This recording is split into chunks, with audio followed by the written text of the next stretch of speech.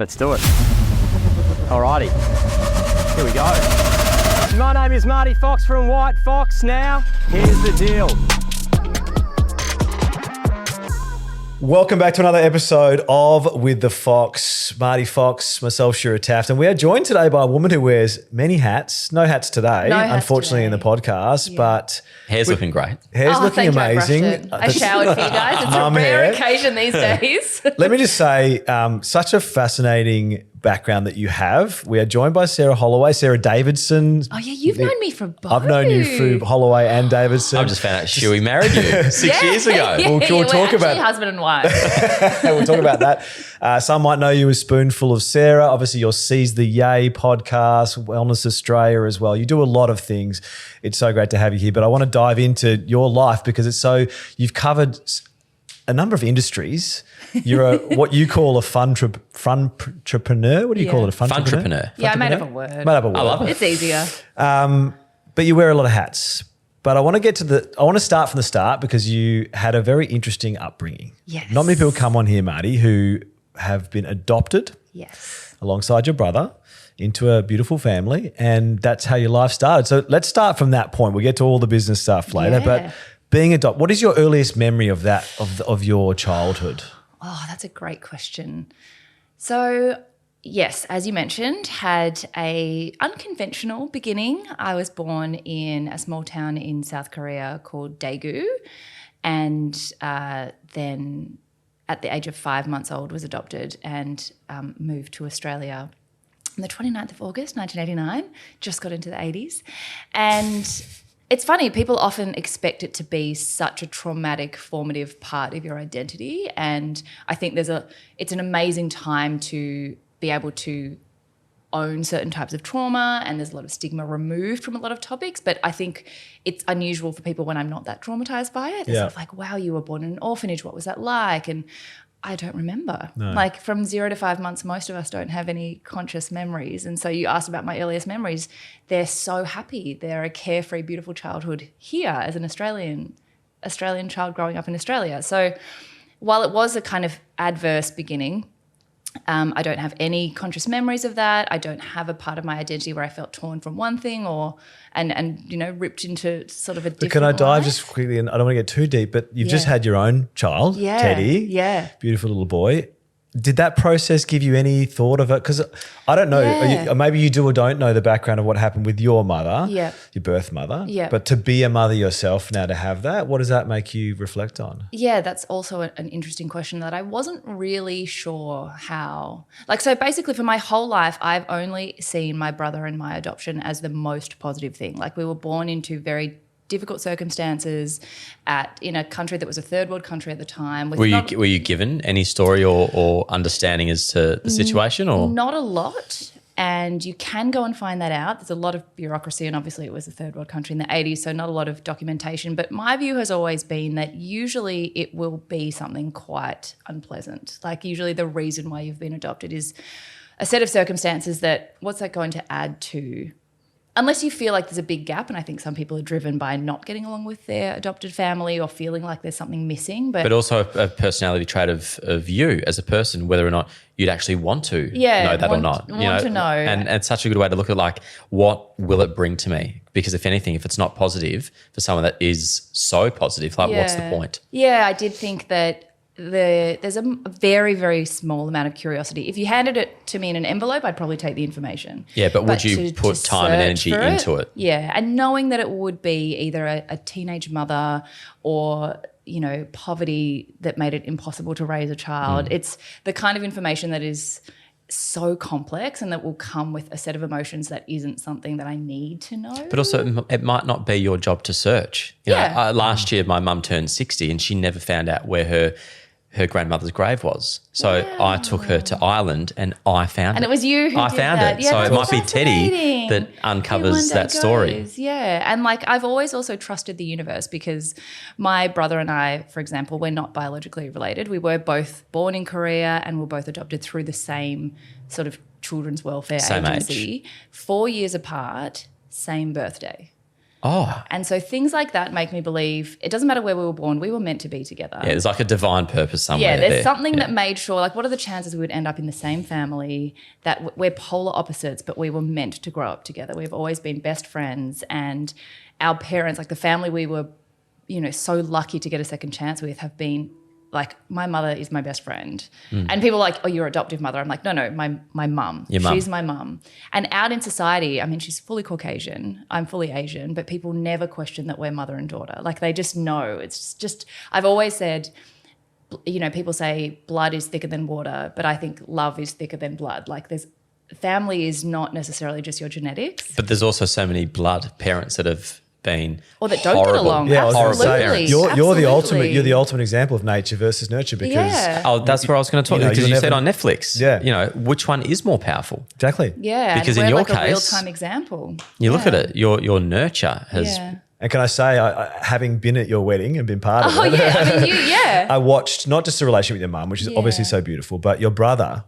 He got up and he found it really hard to talk. I've seen some emotional things at weddings. That was a real like goosebumpy, tear-jerking moment. So there's a special bond between you guys, which is incredible. So, and then the strangest thing with Teddy has been, I did think that maybe I would have this profound realization of thought about my birth mother and think that 5 months that I got to experience with him that I don't have memories of, like that I don't really know what sort of happened in that time. I thought that would be maybe the first time I felt some level of trauma or like conflicting emotions about it. But if anything, seeing how much of a personality he had at 5 months made me appreciate my own mum even more. I thought I got through those 5 months postpartum because of a hectic amount of emotions, so much in my body that was like, the only way mums can get through that is because their bodies are built by nature to know you've just given birth, you've got hormones that keep you, the sleep deprivation, you can get through it because your hormones are there. My mum had none of that. She didn't go through pregnancy, she didn't go through childbirth, and then this 5-month-old baked child. Is that where you were when you were adopted? 5 months? 5 months. 5 months. I mean, that's wild. So I think all the paperwork gets done a lot earlier. So we were technically adopted earlier, but she couldn't pick me up from Korea until the age of 5 months. So she flew over and she flew over. Oh my God. And they give you 48 hours and then you're back on a plane with this child you have just met. And like, I thought I flew Teddy on a plane at 4 months and I'd known him all through the womb and was petrified of the experience. She had no hormonal backup, no connection, whatever, was just given this baby and then flew back to Australia. And how old was she at the time? 38. And did she come over with her husband or partner or was she single? She was with my dad. She was with your dad. And they're still together now? And they're now separated. They're now separated. But for our whole childhood, they were together. And they just arrive in Australia and they have this child. And suddenly you've just got to sort of slip into everything from that 5 month mark. And where was your brother at the time? So he's 4 years younger. Oh, so that went back. So we all went back as a family 4 years later. Oh. But same thing. I sort of Such a great story. We can all adjust about this. The podcast is just on your adoption. And like, I love talking about it because I take it for granted. To me, it's so normal. And why? It's extraordinary. It is and so I think it made me look at my mum and think, not only are you more of a hero than I ever understood, that your love has transcended everything that people think is natural about motherhood. Correct. But it made the whole process more special because every ultrasound I did go to when I was pregnant, she was there at childbirth. She'd never been through any of that or breastfeeding. So it was almost like getting to share the firsts with someone who it was her first as well. So it was.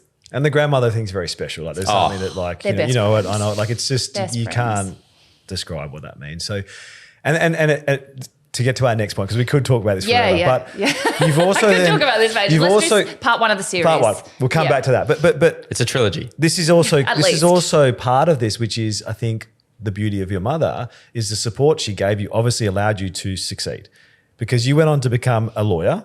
Not an easy thing to do, mergers and acquisitions of all things. So your childhood, you obviously, she supported you to be your best. Tell us a little bit about that and then we'll delve into what happened next.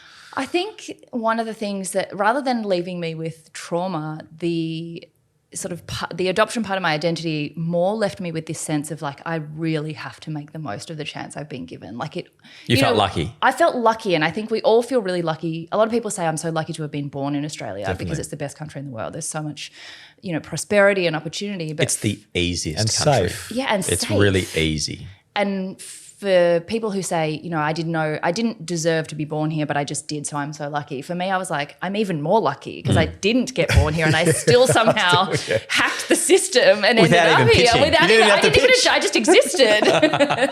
And so it has really left me with that lifelong sense of you can't leave any stone unturned. But you also know how like your mindset is so important. Like if you've got a positive mindset, if you believe something's going to happen, if you make a plan, you've taken that really early, and because you've believed you're lucky, you actually also attract Good. you attract good things because you think that that's just how it's always been. Yeah. That is such an important trait to have. No matter how things are going, if you've got that mindset inbuilt, you've already won. Because even if something bad comes your way, you will find a way to navigate through. Always. Yeah. I'm sure of that after, a couple of minutes with you. Well, You're geared in a certain way that most people don't find until they hit, 60 plus. And I've got a lot of these clients and mentors that are over 60 that have got this attitude that they can be and do anything because they've got life experience. But it's almost like you recognised that experience at the start. Yeah. So rare. I think it also did come from my parents. Like they were both grew up in, country Victoria from very humble backgrounds, but very well grounded, hardworking communities that they both worked their way up to moving to Melbourne and, doing really well for themselves. But I think they did also they sort of wove the narrative really positively for us, because I think you could grow up with the reverse thinking, oh my God, like I started out in such tough circumstances, things are never going to go right for me. And then the mentality could have gone into, well, I don't deserve my place here, so I actually don't deserve luck to come my way. Whereas I think they were the ones that really helped guide us of, well, you are in this, incredible place. We have an amazing life. Try everything. Yeah. So every time we had a small amount of curiosity, whether it was ballet or football or soccer or taekwondo, like we tried all of it. They really were so supportive of every activity and every attempt, even if we were terrible at it. It was okay to be terrible. It's just try everything, because you never know. How do you know what you like if you don't try lots of things? And I think to feel really supported to try and fail your whole life means you'll always grow up with that belief that it's fine.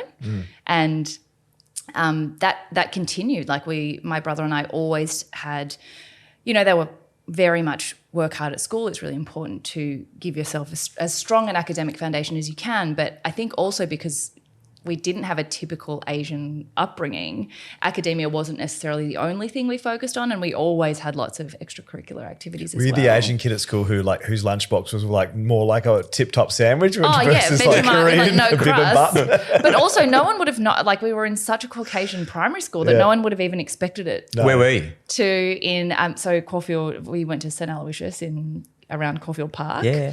Grew up in the bagel belt and remain to this day. Yeah, you're still there. Still there. But yeah, I think all through my school life and younger years, it was very much like take every opportunity, and I absolutely did that and was encouraged to do that. And you wanted to become a lawyer? Well, or was it a ticking box thing? I don't even know if it was a ticking box thing. I think it was more a process of elimination. Mine was ticking box, like going to uni and do it. Like I felt like at 18, I'm not really going to know what to do, but I may as well get my ticket and build a network at uni. Yeah. And that's probably been the most valuable thing to come out of uni. Like our CFO now, I met at uni. Yeah. And those friendships, they run pretty deep. Yeah. Because it's such a formidable 4 to 5, 6 years that I don't know how you found it, but ticking that box was more than just the box. Absolutely. The experience was insane. I think it was for me very much I went through so many different phases, and I think having such amazing family support to explore all the parts of your identity almost makes it harder to choose a pathway. Like sometimes you want a little bit of pressure because then it helps you with direction. Like I did find at school. What were the options? What were your other options if it wasn't law? I mean, I had so many interests. Like I was a ballerina in my first career. I danced with the Australian Ballet, so I always thought that I would go very Was Caroline Poon ever involved? Amber Scott? She owns... Amber. So I went to Amber school with Amber. No way. Yep. So one of the principles of the Australian Ballet. Yeah. So my part of her partner was her brother, Glenn, who is now a pilot in Macau, which is crazy. There you go. How often would Glenn be called Glenn? All the time. Yeah, all the time. It's I'll ask him for you. It's one of those names that would just really, it'd be really so frustrating. Yeah, so frustrating. And he had to be sorry, it's Glenn, Yeah. and you probably wouldn't actually correct people. I think You just leave roll with it. Yeah, you just leave Glenn, it. whatever. Yeah. Yeah, great tangent. I'll That was ask a good him tangent. and report back. Yeah, but yeah, so I was ballet. a ballerina. I thought that would be my career, and then Tough thing, isn't it? tough, brutal. The best way to give a child discipline and time management, like I think those Really, skills, being a ballerina. Yeah, absolutely. Watch because Freddie. you're- Watch Freddie. Swan again. Freddie? Yeah. you get Freddie, straight you're into right. fucking ballet mode. Yeah, I mean, I think because Well, Taylor did ballet. Yeah. My brother. you're Balance. self-driving and hypercritical and constantly, like from such a young age, managing school with ballet, and then because most young girls want to grow up to become a ballerina, you're sort of directing, unless your parents are in the industry, which my parents weren't, you're doing all the research yourself about the ballet schools and all the different like Pilates you can do to make your arches stronger. Amber and was never at higher school and left school in year 7 or 8. Yeah. she And was so gone. I did the same. So I took a break when I was at the Australian Ballet, and you get to the age where your academics do take a back seat. Mm-hmm. So that was the first big like fork in the road for me, was I thought that I wanted to do that. And why didn't you? Well, Mum, that was the first time she ever applied gentle pressure, and her sort of negotiation was if you don't finish school, then you don't have a backup. So if you get injured or something, it's such a short-lived career. And really she knew that I would tire of it eventually, and that I had shown... Because you had so many interests. And I had shown academic promise, and she's like, it would be a shame because I wasn't at that stage where we knew I'd be a prima ballerina. You know, I think some people, from a young age, they're going to go forever and be, a prima ballerina in Paris or something. I sort of definitely wasn't that. I was good, but I wasn't incredible. And I think it was her gentle way of saying, like, it will be very short-lived, even at its best. Finish school, and then if you really still want to do this, you can go back. It was about year 10. So, of course, I quit ballet, took a break, had all this time suddenly because our weekends were... and after All school was ballet. all full. And so suddenly I was like, UDL vodkas, boys, parties. Like I discovered a social Bad ballerina. life. Yeah, I was like center stage, but like the naughty one. Oh, center That's stage. so What a movie. funny. Right? What a movie. And so that was this new formative chapter of like discovering Pirouetting the all around social Caulfield life. North. Yeah, 100% through all the parties and the gatherings that we used to have. So then I discovered like that side of myself. But then I was at McRobertson Girls, which is a very academic focused school. So at the right Was selective, time, right? selective entry. And so at the right time, I sort of knuckled down and realized towards year 11 and 12, like, oh my God, I've got to do something with my life. It's kind of crept up on me. And I just still had all these interests. I loved languages. I loved traveling. And I thought I've got to knuckle down and do something. And do you speak multiple languages? Speak multiple languages. I studied quite a few. So I did French and Japanese at school, and then added Chinese at uni, and then I tried to learn. So I thought I'd end up at the UN. So I tried to learn all the UN languages. So I added Spanish and Russian and Arabic, and just was like self-teaching on that. I love so what languages. can We're you dealing speak? with an intellect here. We're dealing with an intellect. Okay. mate. No, but at this point in my life, I didn't know that. So I failed. How many do you speak? I speak, so I Be honest. I speak French fluently. So I would say like I could Move to Paris, I right? could, I lived in Paris. I did part of my law degree in French.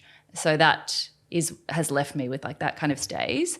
Chinese and Japanese, I'm conversational, and Italian. And then the rest are very, very, very We struggle with poor. English language. But I'm that weird person who, when I go anywhere, it's the same pattern. So I think You've my got a brain lingual is brain. it's set up for that. So we went to Rwanda, for example, and like 3 days later, I was like doing Kinyarwanda with the kids. Like I can see the patterns, and it just goes in. Well, like easily. languages have a basis, right? Yeah. There's a Latin, and there's they all have that, but it's still an incredible skill. Oh, it's a great to skill. do that. Far right? out. And It's- that would have I love taken you it. places, I imagine.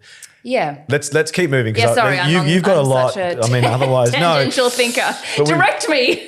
No, this is great. That's why I like this podcast. So you do law, you choose law, Yes. you go down that path, you do the degree, and you end up in mergers and acquisitions. Yes. Which was it dry? Was it great? Did you Yeah. love it? What sort of drove you in that part of your career? So coming back to the ticking box thing, at this point I realized I did have I knew my whole life that I really enjoyed academics. I just didn't apply myself properly until year 11 and 12.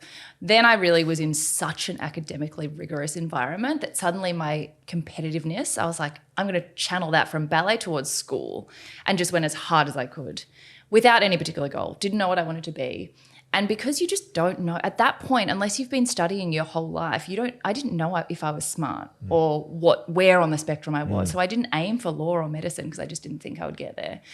Like, I would get in trouble from other McRobb girls for wasting time and space because I didn't deserve my place because I was just so naughty. Like, I would wag school. Year 9 and 10, I was a disaster. Wow.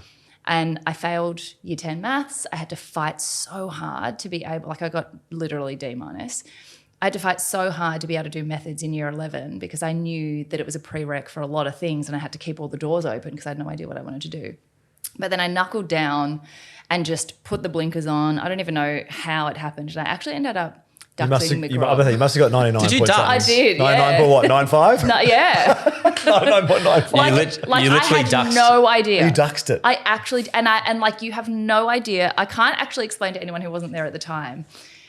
The teacher who called me was just like, how did you do this? she was the same teacher who would catch me like wagging school at the station with the Melbourne High boys. Like, she just was. But have you we gone were back? all so surprised. Have you gone back to the school to talk to the Yes. girls about how Yeah. those twists and turns Yeah. can unfold? Yeah, and It's- also how scary the sliding doors moment is, that like you can have such unrealized abilities if you don't apply yourself. Yeah. So I have a lot to say for being in an environment that brings out the best in you, because in any other school I don't think I would have found it. So Yeah. McRobb was amazing. Was for it me. your friends, or was it the teachers that really got you to that next level? I think it was a combination of everything. It was that peer pressure at McRobb versus everywhere else where it's like smoke, do drugs. Well, those It was who like don't study. know, it is a public selective school Yeah. in Melbourne, high achieving. Yeah. Correct me if I'm wrong. Would it be the girl version of Melbourne High? It is. It is the girl. It is the girl It is- version. oh, there you It's go. the sister school. So it's Yeah. exactly. I sat the test for Melbourne High and That's it. they said, see you, mate. Go back, hey, back to CVC. You're a dreamer. You're a dreamer. Back to CVC. But then Eddie Yeah. McGuire walked out and said how good CVC was. So I was like, exactly. oh, there we go. Yeah. Yeah. So yeah, I think it was a combination of the peer pressure in a good way, like to raise everyone up, the teachers being extraordinary, and also my family. I had teachers in my school. Like, the reason I went there was because my mum and my auntie taught there, and they wanted me to sit the test. So that kind of academic support was amazing. But then when you get a score like that and you haven't had a plan because you just didn't think you would could do get anything. there, yeah, I honestly didn't know what to do with it. And the way I worked it out was I was scared of blood. Now I find medicine fascinating, but at the time I was like, I hate blood. I hate gore. There's no way I could do medicine. And I didn't think I was good at science. Law was literally just the next one. So it was kind of a process of elimination of, well, I'm not going to waste a point. I'm not going to go to and do a degree that's a point less than the ones that I have. So I'm just going to do this because it'll open more doors rather than close them. And plus, you failed like year 10 maths anyway. Right. So obviously I'm not a mathematician. Exactly. So, and my mum had always said to me, if you don't know what you want to do, the time is going to pass anyway. So you might as well do the thing that's going to open more doors. I know more close lawyers. them. I know more lawyers who aren't lawyers than Than any anything other else. industry. I don't know many Yeah. doctors who aren't doctors, No. but I know a lot of lawyers who do other things. Well, I've always seen it as the smarter ones get the law degree and the talkers get the marketing, the commerce, the BCom. And they just open doors. They Yeah. really do. And people just So want to see that you can transferable. be self-motivated Yeah. at such a risky time in your life. Yeah. Like 18 to 21, 22, 23. Yeah. Just sit I and mean, read books like to sit and do that. And you're at university because of your own drive. Yeah. You know, at the end of the day, it's a ticket. Yeah. And I did feel like nowhere in the world would say no to you because of your law degree. Like, no one's Correct. going to think that rules you out of an opportunity. It's only ever going to be a benefit. And even if you don't necessarily use half the actual technical stuff that you learn, plus it was a really long degree. So I was like, that's going to give me a lot of time to figure out Hey, what look, I want I to do don't- before I have to go into the And workforce. I don't know about you, but I've got so many young people that follow me, and I've had at least a couple of hundred DMs over the years. Yeah. Hey, I'm at a point in my life. Should I go to university or should I get into my job? Yeah. Like, just listen to this podcast. Yeah. I always go. Just Yeah. go there. Go and grow. Yeah. Go and grow, and then you can shift, because whether you're 18 or 22, guess what? It makes no difference. But that's the And thing. it will never be a waste of time. You will never regret it. No, because it's networking. You're paying the money to network. Yeah. Exactly. People are always shocked when I say I've got a biomedical science degree. I did 3 years at university and I don't use it, but like, great that you went. Yeah. And I gives you think more often than foundations not, to people build. do degrees that they don't work in, and that's okay. Yeah. Because it's showing discipline, hard work, and potentially, you've got some founding Drive. It just has to be Yeah. drive. And I also think that we live now in an age where younger generations expect instant gratuity for the work they put in. But guess what else they're seeing? And They're seeing reels on Instagram which saying is that, yeah. you can you make, don't need to go to university because Yeah. your job might not be in existence in 4 years' time. Well, So and what? you're learning curriculum that's out of date. Okay, I understand all that. Yeah. But still, Oh, the law that I learned, all of it's out of date by now. Yeah. But everything goes out of date. Yeah, exactly. But it's not just that. It's But it's also the the way of fact that the thinking. 3 of us, when we left university, you really couldn't be a millionaire straight away just No. because of something. Kids now can leave school and be a millionaire at That's 18 if true. they want to do, I It's a don't know, difficult crypto or time. whatever. Mate, if you and I chose to not come into the office Yeah. and just get behind a camera in front of our kids and get our Take kids your clothes off, well, get on a well, dance. no, it would have been. But like literally, kids reviewing toys or Yeah, doing yeah, this or yeah. doing that. There are so many parents that actually weaponize their children online, Yeah. and they're all millionaires, but it's just a different world. It's a different one. We've digressed again. Yes, into yes. like- Okay, so sorry. We've So got back to Tony law. fans. Back to law. So Glenn. Yeah. So Glenn Scott. So then I think what happened is I realized the world is even bigger than I thought it was, which was even more overwhelming. So again, I went into this like make the most of everything. So I did law, arts so that I could keep up my languages, and that I went to Monash, and it was incredible for exchanges and for people who want to see the world and really make the most of it. I did, I think, like 48 units overseas. I did 6 exchanges. Like I was always trying Wow. to just see the world and experience. And always single in these periods, like, or did you have a long-term partner? Or So, well, yeah, I think Nick and I met in second year, and we've been together since then. oh wow, Yeah. I was going to get to Nick in a second. Yeah. Because talk And about would Nick come on exchanges, or Oh my God, would you have this to do is- long distance? This is a great total separate story. So when we met at a nightclub, classy, very classy. You didn't meet at circumstances, boutique, did you? Which Baroque, Very close. Baroque. Rest in peace, Baroque, by the way. right? The foundation of so many What a good great relationships. nightclub that was. But I was actually about to leave on the first of one of those exchanges, and so I was like, "Well, we're not going to get together because I'm leaving for 6 weeks." And then we spoke every day on the 6 weeks, and 6 weeks, it's fine, it's doable. And then 4 months later, I had my year in Paris, and I was like, I am going to sow my wild oats in Footloose, Europe. fancy Like I'm going to free. be single in Saint Tropez and have the best time. And I was going with another best friend who was also single, and we were just going to have the time of our Sounds like you've lives. wrecked her trip. No, I stayed single. Oh, you stayed right? single. So we were together every day, Nick and I, for this period of time. And then I was just like, I'm sorry, I don't want to make it Facebook official because I'm going overseas. So we're just gonna be casual, and then I'll go overseas, and then I'll come back and we'll think about it. Anyway, so like went away. It's literally what happened to me and Charlotte. Had my time in Europe, and then we had like 6 weeks before I started uni. And I was like, oh God, like I had a lot of fun, but we'd still spoken every day and kept in touch. And anyway, then he called me and he's like, I'm at Charles de Gaulle Airport. And then we were together, and now we're married. We have a kid. We told that story at your wedding. Do you Yeah. remember? Yeah, he turned up at the airport on the exchange. And so, yes, he did come with me on the I was exchange. going to say, you want Unexpectedly. You want an example of 2 driven, like, just intense people? Not intense in terms of you're not intense to We're be pretty around, but you're intense in terms of life. No, but you can be intense and friendly. Nick and Sarah are that. Like, you've met someone who has that he's almost ADHD level of, like, intensity with the things that he does. He is 100%. He's 110% Got some at things everything. going on in the brain. And hey, but he's a super good friend of successful. our first ever guest. No, second. Sam? No. Think. Glenn. No. Glenn? Strong. Oh, yeah. Oh, Brad. yes. Yes. Of course. Yeah. Okay, so Nick, where am I? Tell me where you're I'm like, there's so overseas. many. We're on Nick's Glenn. with you. Okay, we're on Glenn. Yeah, okay. So we went overseas. So yes, he did come on the exchanges with me, and then we've been together since then. But he wasn't studying. Was he? He was already working full time. So he's the opposite. So I went on a very conventional. I was studying law over there. Went on a very conventional pathway, again, because by the time I graduated, still hadn't figured out what I wanted to do.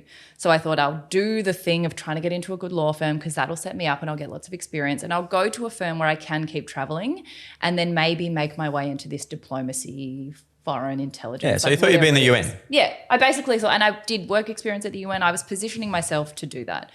So, and I did a lot of volunteer work, and I'd love to know why you didn't end up doing that as well. Because you would have been, you would have been great. Oh, really? Thank Yeah, you. you've got like I would have also loved it. like I would have loved language. You would have it. been I great. would have loved it. You're so not like most of the people in the UN. Oh, really? Big personality.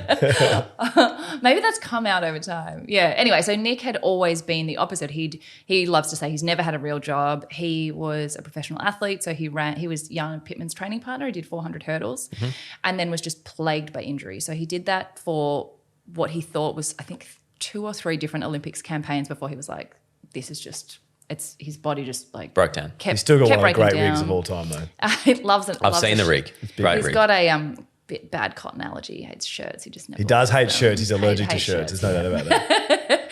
And so alongside kind of we had these very different but kind of complementary pathways where I went very corporate and he had, you know, we met at Baroque because he owned Baroque at the time, and then he started a marketing agency to bring people into the nightclubs, and then when he was like, oh, we're in a long-term relationship, I'll kind of let go of those and then I'll keep this creative agency, which he still has to this day. So he's always kind of done the innovate, you know, never have a job, he's a serial entrepreneur. He's always like seen the next idea and just gone for it, whereas I've been very risk averse and always gone traditional.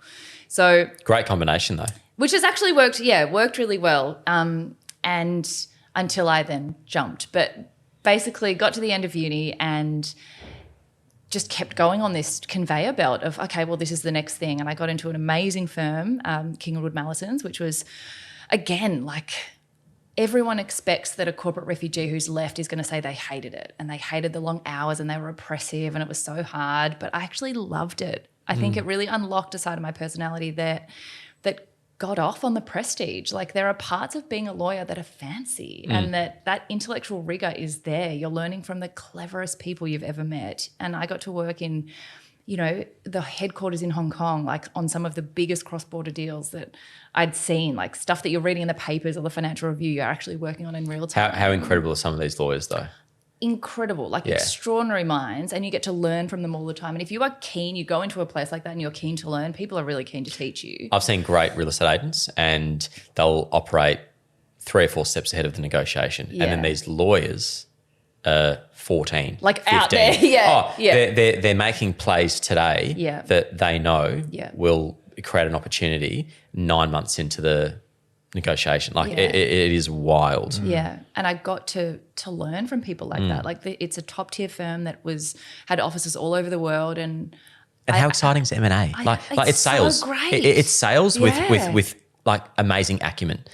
I loved it. It's the ultimate. Yeah, like I really enjoyed a it. gun salesperson, but you love the academic side of life, like M&A is where it's at. Yeah, and I think I could really see a career path there, and there was a lot of fulfillment and satisfaction in the fact that you could progress really quickly. Did you think that you would stay there long term? Well, so this is where it got difficult. I had always had a very creative side. Like since I was a kid, I was always that person who was doing concerts for people and like writing books and illustrating them myself. And so I've had these 2 equally dominant sides of my personality, and I felt like law satisfied one and not the other.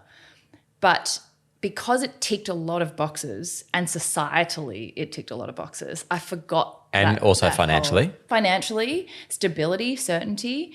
I think now looking back, all of those boxes let me stop asking about the other ones. And that's where now I talk a lot to people saying it's what you're doing now might be good. It might tick a lot of boxes. It might be fine. But it's okay for you to also want to explore the other side of you. If there's another side of you. Some people there isn't, and that's their ultimate joy. But why can't you have chapters to your life? Yeah. Like that's what it's meant to be about. Yeah. Like that's what makes it interesting. Yeah. And I think that now I sort of see in every chapter you've got a jigsaw puzzle and you're getting rid of pieces that don't work for you anymore and adding new ones. And you're always looking to adjust that puzzle to suit the new person that you've become in each chapter. And so that was an amazing chapter for the me that I was then. I loved going into work every day. I loved the people I learned from. My supervising partner was incredible. He's so clever. And to this day, I still think there's a part of me that would have loved to see who I became under his guidance. But what scares me now looking back is that I don't worry about the people who do hate their jobs. I think if I hated law, I would have figured myself out. It would have got so uncomfortable that inevitably one day I would have gone, I quit, I'm going to find something else. I worry about people who are fine. Because if you're fine, you can tolerate that. But fine's never a good word anyway. But you can also sit in fine for a very long time without realizing that you're just fine. Because why would you look elsewhere? You're like, well, that's why there's a grateful. saying that if it's not broken, don't fix it. Yeah, right. But you should always be maintaining. You should Yeah. always be upgrading. Yeah, and I don't think that I thought I would stay there forever, but I easily could have, because once you get a mortgage and once your lifestyle creeps up to where, you know, and you have honed this one skill and not explored other sides of yourself, you could just end up there forever. So the question is, was Yeah. there a catalyst, and did you Yes. go, I'm out and I need to work out what that is, or did Matcha No. and these things happen? Tell us about that, because Yes. we've got to get through. There's so much yes, to talk about. yes. Thank you for being our time. Well, no, maybe there's going to be a part 2, Yeah.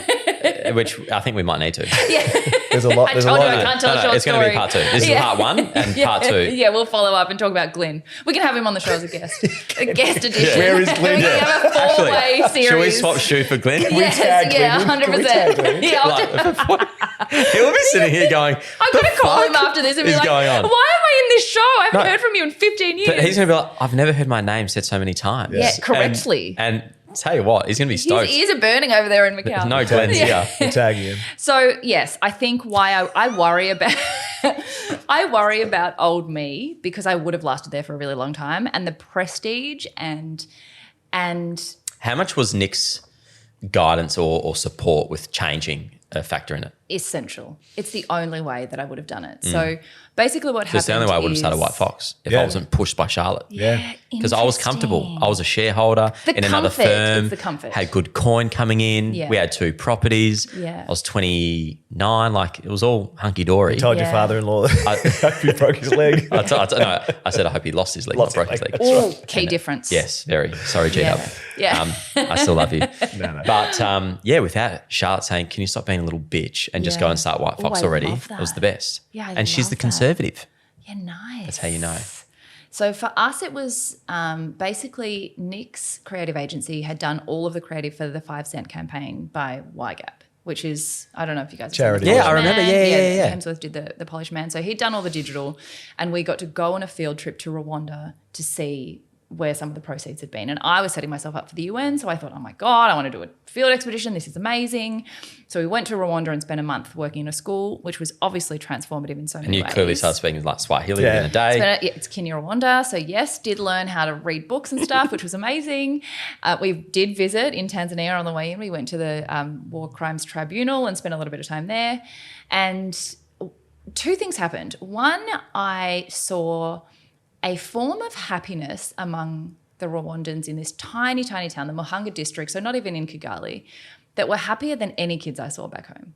And I was like, how am I seeing this pure joy over a leaf, or adults bursting into song spontaneously because they're so happy to see each other? Probably never even had a pair of shoes on. And they have no prospects of success that I am chasing back home. So why am I chasing something that is not giving anyone back home happiness, except they're getting anxiety, they're getting stressed about getting more of that. Nothing is ever enough. Like, it was a real aha moment of, I have conflated success with happiness. They are actually separate things. They can overlap, but often we're chasing one thinking it will lead to the other, and it doesn't. So that was a big aha moment. And then the second thing I brought home with that perspective was a gut parasite. Of course, we were like... Did you come back with a gut parasite? Came back with a gut parasite. That came with you. Now, It came with me. It was how- 2 takeaways, one physical, one emotional. How shit is a parasite? Well, that's Literally. the literal word. Like, yeah. I know, Literally it's shit. just- literally shit. How long did it take to get out of here? So A long time. Great way to lose pounds, I will say, for the first 5 Fuck, kilos. I need a parasite. No, but then Don't want that. No, just for 10 like more a 5. kilos. Okay, a week 10 per- more kilos later. And I'm small, right? Yeah. I have a You 10-year-old ain't got boy 10 to body. lose. I looked emaciated, Wow. and it wasn't acute. It wasn't like one of those giardia where you're just throwing up acutely so you don't was want to drip sitting in in you someone. silently. Silent. So I had no idea. I just lost my appetite. I couldn't digest food properly. I was bloated all the time. I was so... Oh, you've been running tests thinking that you were like... I didn't even run tests. I went back to the office and, I was in that productivity world where I was like, I'm crunching numbers and I'm back at my desk eating my salad at, having a broccoli and going to spin class and thinking like, tick, I've ticked my health and wellness for this week. Like literally that was me. I was like, green juice, tick. Doesn't matter if I work 20 hours, who cares? If you want one, they're unbelievable. One. Would you? No, I'm kidding. Oh. I'm kidding. So then I kept working and not noticing. So for about 3 months, I mean, I'm sure everyone around me was like, what's happened to you over there? Yeah. And I collapsed at work in the middle of a meeting and had adrenal fatigue. And that was when I was banned from coffee, banned from alcohol, any stimulants to allow my body to get better because I just ignored all the signs and took a huge amount of time off work, had to remove my whole identity from productivity because I couldn't do anything. And I was like, when I don't have output, what is my value? Who am I? I don't know what I'm giving to the earth if I'm not working. And so I had this huge existential crisis. But in that process, when I got to go back to work sort of bit by bit and then ended up actually getting the opportunity to work in the Hong Kong office in headquarters over there. And over there, I was like, matcha, it's everywhere. It's this form of caffeination. What year is this? So this is 2014. Oh, this is Look at early. it now. But do you know what's weird? It came, it kind of Yes, died. yes. Yeah. And I've just been back to New Zealand, opened up in Christchurch. Yeah, And, resurgence. and the number one place next to our office, there's a line For matcha. like 30 metres long Yeah. for this TikTok's matcha. changed it. It's all. Yeah. Yeah. You were at the forefront. I feel Well, like I remember you were the were- first because Yeah. I grew up in St Kilda. Oh, yeah, And so I you would were- always take my kids to the Galleon. Oh. And you'd Matcha see milk us bar across the over road. Then the I'm like, road, yeah. and what was so crazy about Matcha Milk Bar was that was its name, was it not? Yeah, that was the Okay. cafe. So the That was product the came cafe. first, yeah. But it was also at the base of this crazy building. It's a crazy that building. you probably wouldn't see unless it was in Asia. Like everything, Yeah. it was the perfect space. Yeah. Yeah. So that was, and it was a complete accident. It was literally because I needed caffeine and I wasn't allowed coffee. And this amazing superfood that was caffeinated, I could tolerate. And I was like, Do you know I never even realised that there was caffeine in matcha? really? And then you were buzzed one day? well, no, I'm buzzed right now. yeah. You're like, woo! Yeah, that's actually really interesting. Yeah, but it releases gently into your bloodstream because it's Yeah. got it. But look at that. Another acid. reason we've had some incredible entrepreneurs on this podcast. Yeah, I Aaron feel like Deering such an and Jess Hatzis and these people who've started products Yeah. that have become global successes. Cocoa Bella. And often, Cocoa Bella, this is through necessity. Yeah. In a way, Yeah. So literally, So does matcha not make you run to the toilet like what coffee does? no, Because it makes people run to the doesn't do toilet. the spike. It does. Yeah, wow. So it's there's no major crash. no major crash. So it's got L-theanine in it, which makes it slow release into your bloodstream. And it began with the Zen Buddhist monks in their meditations to keep them with this like level energy. And so for someone who's adrenally compromised, you don't get this going on. You just can have caffeine at this like tolerable level. So wait, where are you getting your matcha? When you're needing it here, where are you getting it So- before anything? When we came back, we weren't. It was nowhere. Yeah. And that was the problem, that it was the only thing I could drink. The Kardashians were speaking about it, so the marketing was already happening, but there was no brand. It was like sugar. It was a generic product. You could go into a very, very specific, inaccessible Asian grocery and find it without English labeling. Powder. Powder. Or you could order it online, but again, you'd have to order it from a Japanese tea farm. And if you don't speak Japanese, you couldn't. And it probably didn't taste that good. Or you just Or is it couldn't always even- the you just same? didn't even know where to buy it was Gotcha. the problem. So we found a beautiful tea farm and I used Japanese to like actually speak with them and prove to them that we were worthy of trying their samples. And it arrived. It was 1 million serves too many for 2 of us to consume. And that's where the idea came to like, we need to get rid of some of this because we're not going to be able to consume it ourselves, even being voracious consumers of matcha. But then you had Nick with his branding agency. And then we had Nick with his branding agency. And so he was like, I can do the website, I can do the logos, the packaging, if you do the marketing. And what did you call the product? And we called it Matcha Maiden. I woke up one day in the middle of the night and was like, this is what we're going to call it. And I drew the thing on a serviette at a cafe in Hong Kong and that's the logo we used. And That's so that so is good. have he came in My saying, wife drew the WHITEFOX board on a serviette. Serviette. And Serviette. literally, Yeah. serviettes are the best. And speaking of Jess Hatzis, I always have to give her credit for this. And this is where what you said about putting yourself in the right environment, and even McRob and the osmosis that you get from the people around you. If I had been married to a lawyer, I would have got the same risk-averse concerns about starting a business and leaving my job as I had in my head. Mm-hmm. But because I had someone whose risk tolerance was in the industry that I wanted to jump to, he was like, why would you not? What have you got to lose? Your legal career will always be there. You might be a year behind your colleagues, but what's a year? Yes. But you'll have more life experience. Pardon? You'll have more life experience. But also you can put it on your resume. Like, you're a resume patter. I mean, I was a serial resume patter at the time. I wanted more shit on my LinkedIn. Like, I wanted to be at the UN. So the more cool experiences I had, the better. It's like, even if you just tick the box of you've started a business, you're an entrepreneur. We sell one bag. That's all you need. And he just made it seem like easy, an approachable, accessible, and also like a no-brainer. Like, it's like, what have you got to lose? You don't have to leave your job straight away. Let's just put it online. Don't even tell anyone it's you. And if I do all the logistics and setup, like, it doesn't cost us anything. We've already paid for the stock, so that's lost money. What were the high points from a commercial perspective once that business started? What were some of those revenue milestones that you sit back and go, wow, can't believe we did that? I mean, I guess the biggest ones were, so we sold out of the 2 million serves in a week. And that was without any marketing. Like, it was all free. Because Instagram had no algorithm at the time, I was sitting at a desk and I was able to just 2 million servings. So what does that equal from a monetary perspective? I mean, oh my God, I don't. This is 2015. So I think we'd made like 1 million sales.